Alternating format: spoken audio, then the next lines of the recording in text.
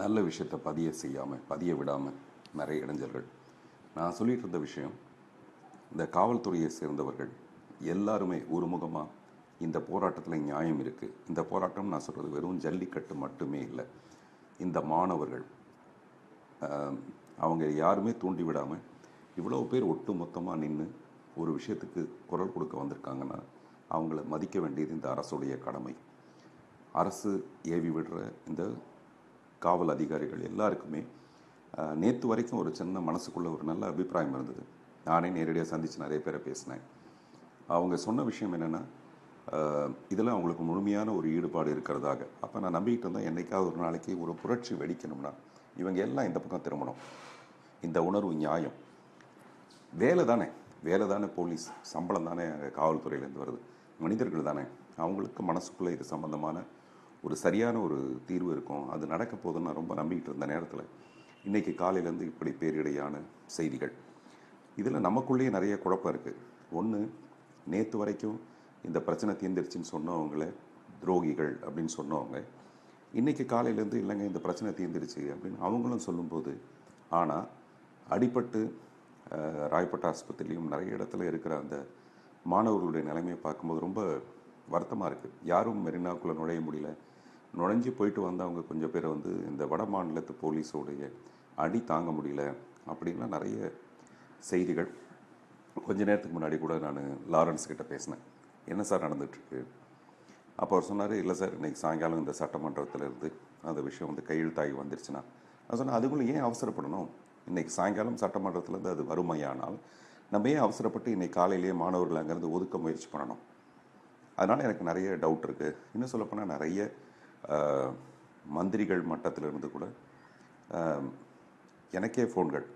அதாவது அமைதி காக்கணுங்கிறதுல எந்த மாறுபட்ட கருத்தும் கிடையாது. டெஃபினட்டாக மாணவர்கள் அமைதி காக்கணும். ஏன் அமைதி காக்கணும்னா, அவங்க உயிருக்கே ஆபத்து இருக்கணும் போது நிச்சயமாக யாரோ ஒருத்தர் ஏவி விட்டு இவங்க மேலே அந்த அடிப்படுறது என்னால் தாங்கிக்க முடியல. அதனால் நிச்சயமாக அவங்க அமைதி காக்க வேண்டிய ஒரு கட்டாயம். இப்போ நம்ம என்ன பண்ணலான்னா, எனக்கு என்ன தோணுதுன்னு எனக்கு தெரியல. இதில் நிறைய பேர் எதிர்வினையான நிறைய கமெண்ட்ஸ்லாம் போடுறாங்க. அதை படிக்கும்போது வருத்தமாக இருக்குது. எல்லாருமே ரொம்ப வேறாவேசமாக பேசுகிறதுனால மட்டுமே ஒரு விஷயம் முடிவுக்கு வந்துடுது. புத்தி சாதுரியமாக சில விஷயங்கள் செய்யணும். இப்போ நான் என்ன நினைக்கிறேன், இன்றைக்கி சட்டமன்றத்திலேருந்து என்ன தகவல் வருதுன்னு பார்ப்போம். எப்படி இருந்தாலும் இந்த அராஜகம் வன்மையாக கண்டிக்கப்பட வேண்டிய ஒரு விஷயம். அதனால் நான் 2-3 நாளைக்கு முன்னாடி சொன்ன மாதிரி நம்ம வீட்டுக்கு வெளியில் ஒரு கருப்பு கொடியை, இது நம்மளுடைய துக்கத்தை, இது ஒரு துக்கமான தினம் என்று, ஒரே ஒரு உயிர் அடிபட்டிருந்தாலும் ஒரே ஒரு உயிர் காயப்பட்டிருந்தாலும் இந்த துக்கத்தை நம்ம பெருசாக கொண்டாடணும். அதனால் எனக்கு என்ன தோணுதுன்னா, இன்னையிலேருந்து அந்த கருப்பு கொடி நம்ம நினைக்கிற அந்த நல்ல பதில் நான் சொல்கிறது இது நிரந்தரமாக அவசர சட்டமாக அதெல்லாம் இல்லை. இவ்வளோ பேர்கள் ஒரே உணர்வோடு போய் ஒரு இடத்துல உட்கார்ந்ததுக்கான ஒரு சரியான தீர்வு முறையாக இதாங்க நடந்தது. இதை பாருங்கள், கையெழுத்தோட இந்த விஷயம் நடந்திருக்கு. மேற்கொண்டு சட்டம்ங்கிறதுனால உடனே நடக்காது, அதுக்கு கொஞ்சம் கால அவகாசம் வேணும் அப்படின்னு அமைதியாக இந்த மாணவர்கள்ட்ட பேசியிருந்தா நிச்சயமாக இதுக்கு ஒரு சரியான தீர்வு கிடைக்கும்.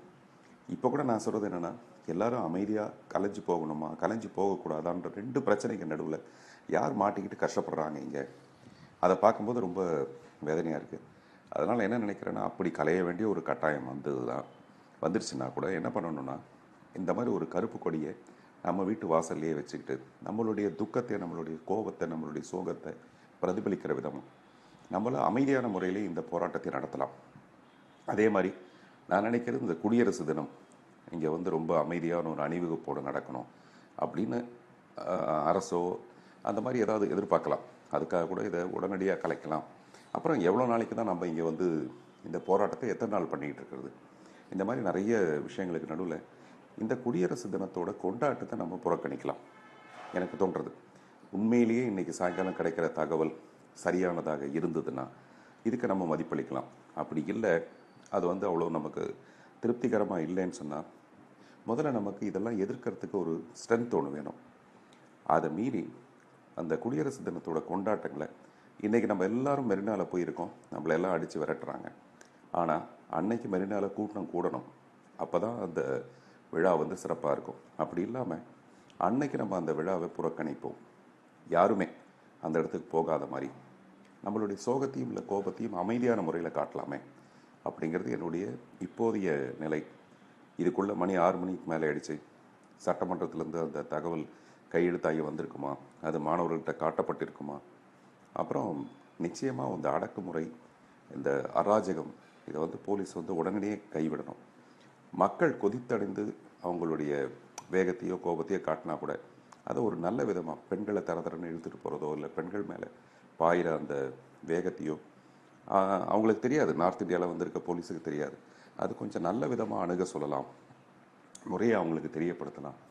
இது யாரும் தீவிரவாதிகள் இல்லை, யாரும் குற்றவாளிகள் இல்லை. ஒரு உரிமைக்காக போராடுற ஒரு கூட்டம். அந்த உரிமை தவறா சரியான்றதெல்லாம் நம்ம பேசி தீர்த்துக்கலாம். அதனால் முதல்ல அமைதி காக்க வேண்டியது மாணவர்களுக்கு முன்னாடி இந்த அரசு காவல்துறையினருக்கு ஒரு நல்ல செய்தியை சொல்லி இதை நம்ம அமைதியாக கையாளலாமே அப்படிங்கிற மாதிரி செய்கிறது.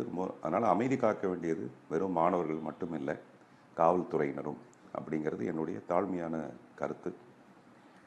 விரைவில் இதுக்கு ஒரு நல்ல முடிவு வரும்ன்ட்டு எனக்கும் ஒன்றும் தெரியாது. எனக்கும் பதட்டமாக இருக்குது, எனக்கும் ஆவேசமாக இருக்குது, ஆதங்கமாக இருக்குது. அதை தவிர வேறு என்னால் எதுவுமே இங்கே பதிவு செய்ய முடியல. பார்க்கலாம்.